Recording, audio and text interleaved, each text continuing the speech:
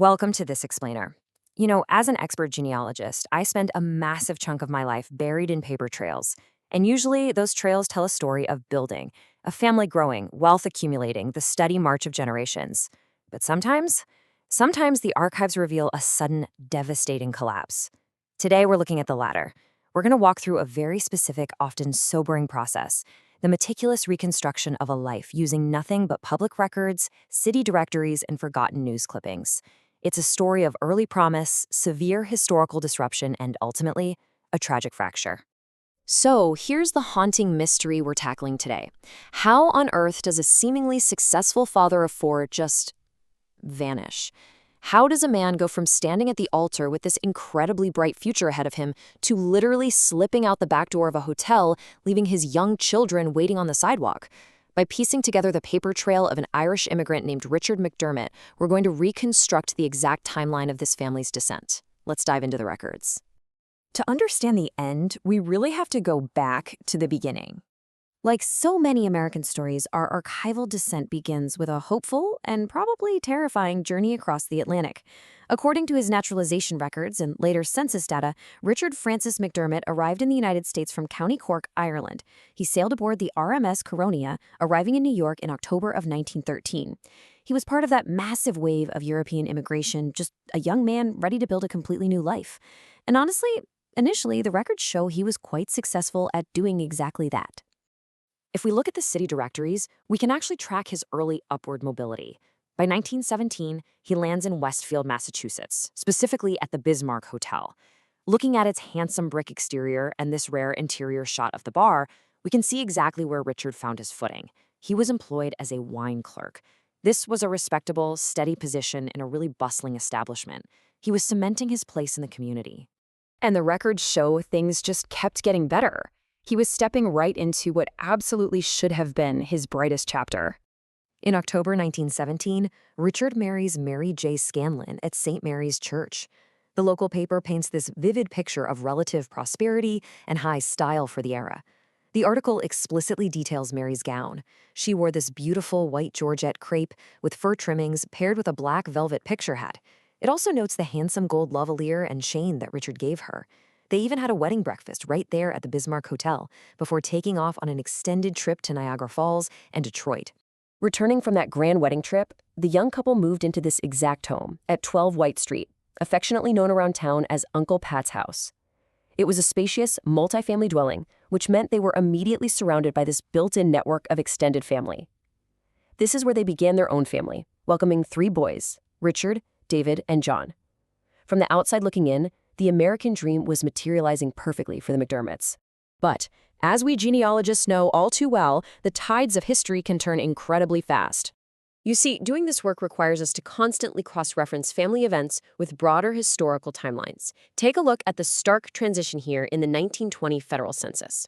Richard's occupation abruptly drops from a specialized wine clerk to simply none. Why? Well, it coincides exactly with the dawn of Prohibition. The 18th Amendment literally decimated his livelihood overnight. This single historical event triggered a brutal cascade of forced moves for the family. From White Street to Dubois Street, then to Bates Street, it forced Richard into generalized manual labor and factory work. The financial strain was absolutely setting in. Economic hardship is one thing, right?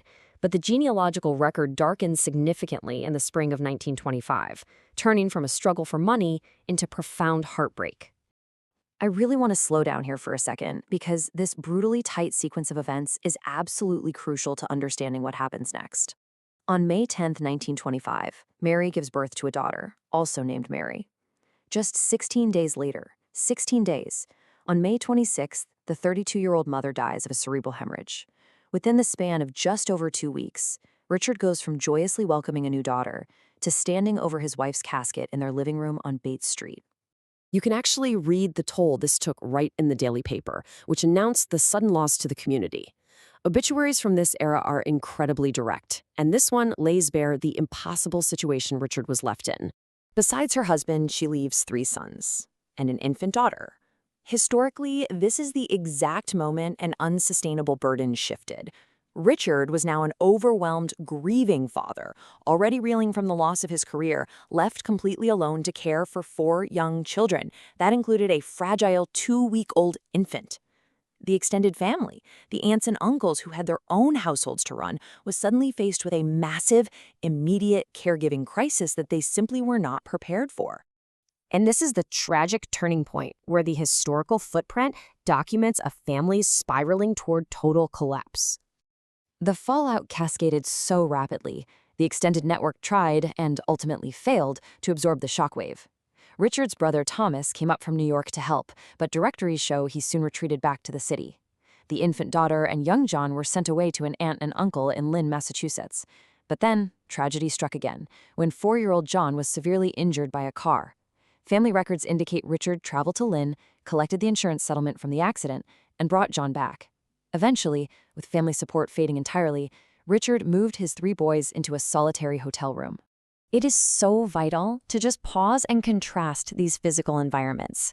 Just a few years prior, this hopeful immigrant was sharing a vibrant, spacious home with his new wife, surrounded by extended family at Uncle Pat's house.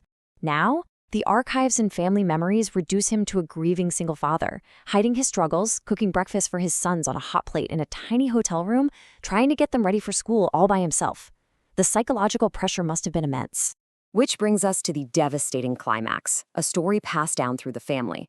A Sunday morning arrived where Richard had his boys dress up in their absolute best clothes. He told them to wait out front of the hotel for something special.